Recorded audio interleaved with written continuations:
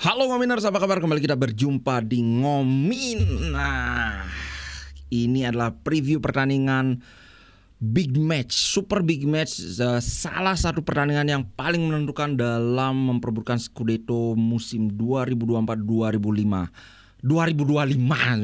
Sorry, antara peringkat 1 Inter melawan peringkat 2 Napoli. Yang mana kawan-kawan pasti sudah tahu ini jarak di antara dua tim ini cuma 1 poin. Saat ini Inter ada di puncak dengan 57 poin, hasil dari 17 kali menang, 6 kali seri dan 3 kali kalah.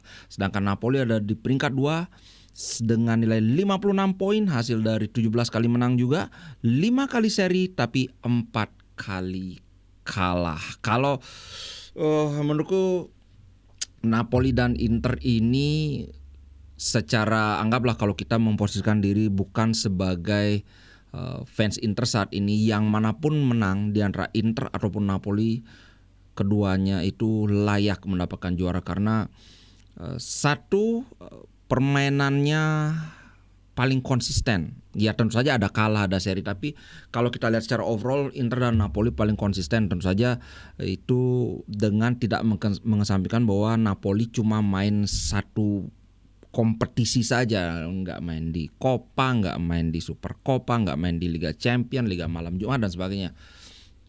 Di sisi lain kalau Atalanta, nah aku terus terang aja, kan ada 3 kontender ya, Inter, Napoli, Atalanta. Walaupun kemarin tadi itu Inzaghi sendiri menyatakan bahwa Juventus itu belum out dari race Scudetto. Tapi kalau bagiku pribadi ya bisa saja sih benar, karena jarak poinnya antara Juventus ke puncak ke Inter itu kan 8 poin selisihnya, dengan Juventus yang hanya bermain di satu kompetisi saja sekarang benar-benar bisa. Kemungkinan itu masih ada.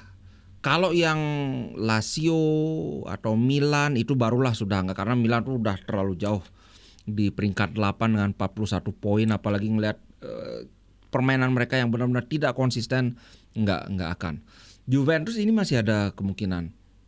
Walaupun kenapa aku bilang ya Inzaghi benar, tapi kalau kita lihat Juventus itu dengan tambahan lagi ada gosip keretakan hubungan Remota dengan beberapa pemain, sepertinya agak sulit. Jadi ya Atalanta pun sebenarnya agak sulit menurutku. Kenapa Atalanta aku bilang agak sulit? Karena mereka memang menjadi tim yang paling produktif di Serie A sama dengan Inter Milan.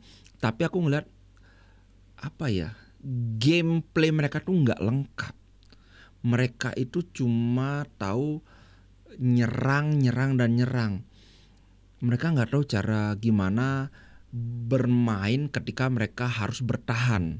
Misalnya kalau sudah unggul atau ada pemain yang cedera atau harus mengelola energi. Nah, aku nggak ngelihat ini ada di game plan mereka.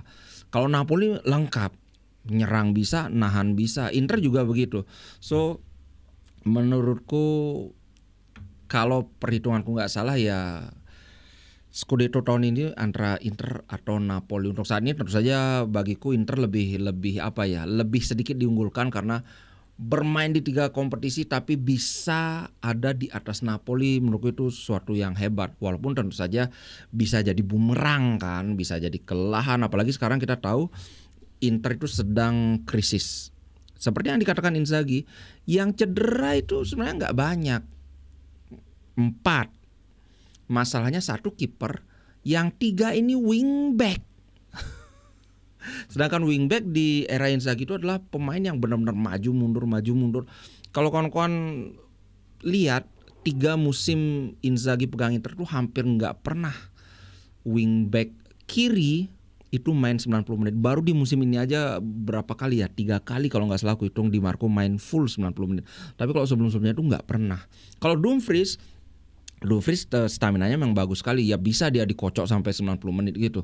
Tapi kalau yang staminanya normal itu hampir nggak mungkin. Nah sekarang dalam pertandingan ini bagusnya adalah Di Marco dan Dumfries itu kan anggaplah ini 2 wingback utama kita ya, starter kita. Ya dua-duanya bugar kan. But cadangannya nggak ada. Zalewski cedera, Darmian cedera, kemudian Augusto juga cedera, jadi nggak ada kedalaman sama sekali di sektor wingback. Dan Di Marco udah main 3 hari yang lalu atau 4 hari yang lalu lah, lupa aku.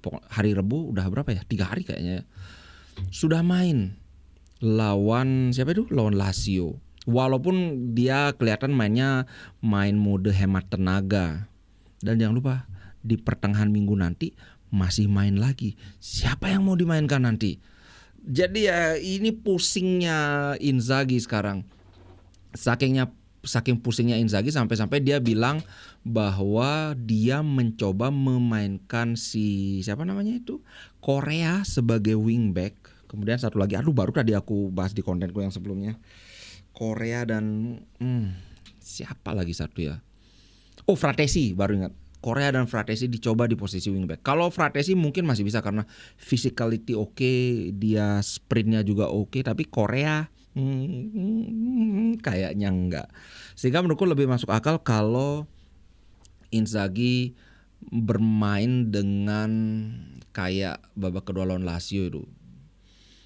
Mungkin ke 4-4-2, kan ada beberapa saat di mana Inzaghi mencoba memainkan 4-4-2 dengan ya di tengah itu De Vrij dengan Acerbi, kemudian di kiri ya bisa dipakai Di Marco, kemudian nanti diganti dengan Bisek, atau 3-5-2 dulu, nanti pertahanan ketika udah capek ya udah ganti jadi 4-4-2. Bahkan kabarnya Inzaghi juga mempertimbangkan untuk memakai atau memainkan Pavard atau Bisek sebagai wingback kanan. Kalau Pavard ini nggak masalah karena dia memang bisa main sebagai fullback.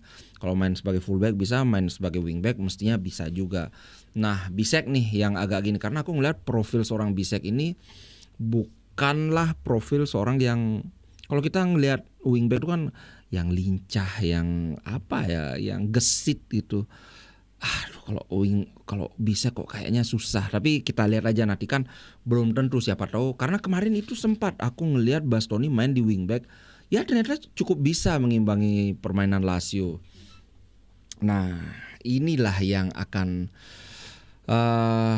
kemungkinan kalau misalnya Pavard akan diplot sebagai penggantinya Dumfries, bisa jadi ya Bisek main dari awal, Pavard main di bench, atau Pavard main dari awal sebagai center back kanan, kemudian ketika Dumfries sudah kelelahan ya udah Pavard didorong ke depan, Bisek main di posisinya Pavard. Nah, sekarang tentunya yang kiri nih gimana nih? Anggaplah yang main itu Bastoni, kemudian di depannya Di Marco.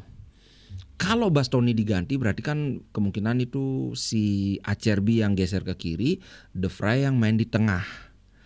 Berarti kan Di Marco nggak diganti, sedangkan Di Marco itu sudah kemarin udah main, nanti berarti lagi 4 hari nggak main dia. Waduh, sudah koplar, sudah lengarnya Inzaghi kalau mikirin ini. Kecuali mungkin ya Fratesi nanti bisa dicoba main di kiri, tapi kayaknya nggak bisa. Main sebagai center midfielder kanan aja dia susah kan. Maksudnya center midfielder kanan itu kan tempatnya Barella. Ketika Fratesi main, kan dia yang dipasang di sana, bukan Barella di sana. Artinya kalau dari center midfielder dia dari kanan ke kiri aja susah. Apalagi kalau mau memainkan dia sebagai wingback kiri. Berarti kalau sebagai wingback dia mesti main di wingback kanan. Nah, kalau misalnya dia main di wingback kanan berarti ya di belakang itu tetap Pavard. Kemungkinan besar ya Bisek yang akan main di kiri. Entah nanti Bisek yang dijadikan wingback kiri, atau Di Marco ditarik, Bastoni digorong ke depan jadi wingback kiri, Bisek main di belakangnya Di Marco, main di belakangnya Bastoni. Nah, mana yang akan dilakukan oleh Inzaghi ini? Yang jelas ini akan jadi pertandingan yang sangat menarik. Aku percaya Inter walaupun pincang, tapi karena yang dilawan itu adalah Napoli, pasti Inter akan benar-benar tidak seperti pertandingan lawan Lazio di mana kita main lawan Lazio tapi sebagian pikiran pemain itu sudah ada di pertandingan lawan Napoli. Tapi kalau sekarang pasti benar-benar full fokus, karena kalau kita bisa mengalahkan Napoli, berarti kita kayak punya tabungan pertandingan dalam tanda kutip. Kalau kita bisa menang lawan Napoli, berarti kan kita akan menjadi 59 poin. Napoli mandek di 56 poin kan. Benar ya? Sorry. 60 poin. Napoli tetap di 56, selisih 4 poin. Artinya kalau suatu saat kita kepleset, kita kalah, masih tetap kita di atas Napoli gitu. So menurutku Inzaghi dan terutama bukan Inzaghi, terutama para pemain Inter itu akan benar-benar bermain habis-habisan. Apapun resikonya, resiko ada yang cedera, ada yang kena kartu kuning, aku yakin pemain Inter akan benar-benar habis-habisan. Karena kalau sektor depan aku nggak tahu ini, maksudnya bukan nggak tahu ya. Sektor depan itu menurutku tidak terlalu urgent karena kita sudah terbiasa bermain hanya dengan mengandalkan Lautaro dan Thuram saja. Sepanjang musim ini Korea, Arnautovic, Taremi itu aku nggak ngelihat mereka ini ada kontribusinya. Kecuali kemarin pas Lazio itu di mana Arnautovic mencetak gol indah banget. Tapi selain itu nggak ada kan. So ketika misalnya bahkan di awal musim Lautaro itu kan nggak perform dia. Karena masih kecapean lah, kegendutan lah. Sedangkan Thuram ini sudah berapa pertandingan Thuram itu nggak bagus mainnya, kemudian kena cedera lagi. So kalaupun nanti misalnya Lautaro berduet dengan Taufik, atau Lautaro berduet dengan Taremi, atau Lautaro berduet dengan Korea, menurutku nggak masalah. Kita akan manage. Tapi di sektor wingback ini yang bener-bener, aku takutnya nanti Di Marco dia berusaha save atau apa ya, menghemat energi, jadinya malah diobrak-abrik di kiri. Itu yang aku khawatirkan. Tapi aku yakin Inzaghi pasti sudah punya rencana seperti yang dia bilang. Beberapa kali dia bilang kami harus mengganti skema permainan kami. Ada kemungkinan Inter tidak akan bermain dengan 3-5-2. Bisa jadi Inter main dengan 3-4-3. Karena kalau main 3-4-3 berarti ya kita tidak memakai wingback. Itu pakainya hitungannya gelandang kiri. Gelandang kiri ini masih bisa Barella, masih bisa Zielinski, yang di kanan itu bisa Fratesi. Nah, yang wingback biasanya apa ya, tusukan dari wingback ini kan digantikan oleh tusukan dari winger. Nah, Korea dia bisa main sebagai wing. Korea winger kiri bisa, winger kanan bisa, kemudian Lautaro di kanan bisa, Taremi di tengah atau Tope di tengah. Mungkin antara 3-4-3 atau 4-4-2. Tapi kalaupun 3-5-2 sepertinya masih di awal pakai 3-5-2, nanti di babak kedua ketika mulai ganti pemain itu baru dirubah antara ke 3-4-3 atau ke 4-4-2. Tapi kalau aku sih ya lebih baik 3-4-3 lah aja lah. 4-4-2 agak aku takut nanti koordinasi antar center back itu jadi kacau kalau kita switch ke 4-4-2 gitu, bro. Nah, kalau kita lihat dari rekor pertandingan ini, sebenarnya rekor pertandingan Inter lawan Napoli ini sangat imbang. 2 pertandingan terakhir kita imbang, kemudian kita menang di Supercoppa lawan Napoli di sebelumnya, kemudian kita sempat kalah lawan Napoli 3-0 itu di musim 2023-2024 di musim lalu. Tapi sebelumnya kita menang lawan Napoli. Sebelumnya kita menang lawan Napoli 3-0, tapi di pertandingan yang 2 musim lalu itu justru sebentar. Kalau bulan 5 ini yang aku bilang. Kalau tanggal 21 bulan 5 itu kan benar, berarti ini 2 musim lalu ini. Di pertandingan 2 musim lalu ketika kita mencapai final Liga Champions, ini kita kalah 3-1. Tapi di musim lalu di pertemuan pertama kita menang 3-0, kemudian di Supercoppa menang 1-0, tapi kemudian di pertemuan kedua kita seri. Nah, pertemuan pertama musim ini kita seri juga, yang waktu itu pertama kalinya si Hakan gagal ini eksekusi penalti itu, ingat enggak? Nah, so dari sini bisa dikatakan kekuatan Inter sama Napoli secara sejarah itu sangat berimbang. Walaupun kalau kita lihat dari rekor pertandingan, 5 pertandingan terakhir Napoli itu mereka menang cuma sekali. Sisanya seri 3 kali, kemudian ditutup dengan kekalahan lawan apa ya waktu ini ya? Lawan Como, baru ingat lawan Como. Sedangkan Inter 5 pertandingan terakhir itu kalah 2 kali, menang 3 kali. Jadi sedikit lebih baik ya. Walaupun ini kan nggak murni ngelihat di Serie A, karena kalau tadi Napoli itu Serie A doang. Kalau ini kan bercampur dengan Coppa Italia yang kita menang dengan 2-0 lawan Lazio itu. So aku sih sulit memprediksi pertandingan ini. Kalau dari harapan ya jelas mengharap Inter menang. Kalau prediksi Aku rasa sih mungkin Inter akan menang, tapi yang jelas ini akan kesulitan, sangat kesulitan. Kalau dari Napoli yang aku tahu cuma Neres saja yang cedera. Ini diprediksinya gimana? Oke, yang cedera itu Neres, Mazzocchi, kemudian Anguissa. Anguissa ini baru meragukan. Kalau Anguissa nggak main, wah tentu kans untuk Inter menang itu semakin bertambah lagi.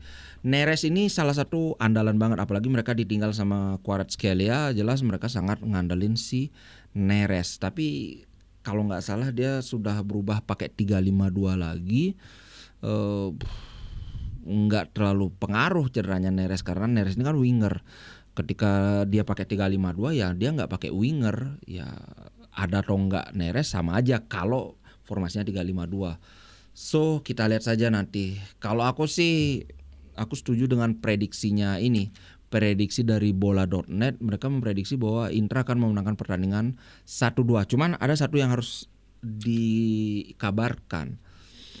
3 pertandingan terakhir Napoli di kandang itu mereka selalu menang. Nah, 1-0 lawan Venezia, 2-0 lawan Verona, dan 2-1 lawan Juventus sebelum akhirnya imbang lawan Udinese. Ini berarti 3 kali menang, 1 kali seri main di kandang ya.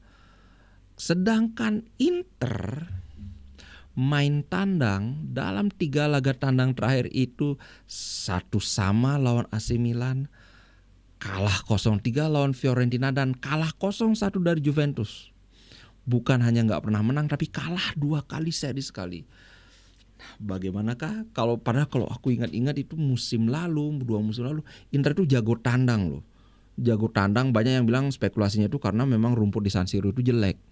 Tapi sekarang ini 3 pertandingan terakhir Inter nggak pernah menang. Main tandang ini bagaimana ini? So dengan plus dan minus itu, dengan ada yang cedera, Napoli juga ada yang cedera, tapi mereka sudah akali dengan ubah formasi. Aku sih tetap sedikit optimis, nggak yang optimis banget. Kalau optimis banget itu ketika lawan AC Milan, aku optimis banget itu, Toto kalah. Dan sekarang ini siapa tahu dengan optimisnya dikit, tahu-tahu malah jadi beneran menang kan. Kita lihat aja. Jangan lupa nanti kita live reaction jam 1 WITA buat WIB, jam 12.30 malam. Buat WIT itu jam 2 dini hari. Oke. Ciao guys, sampai jumpa di live reaction nanti malam.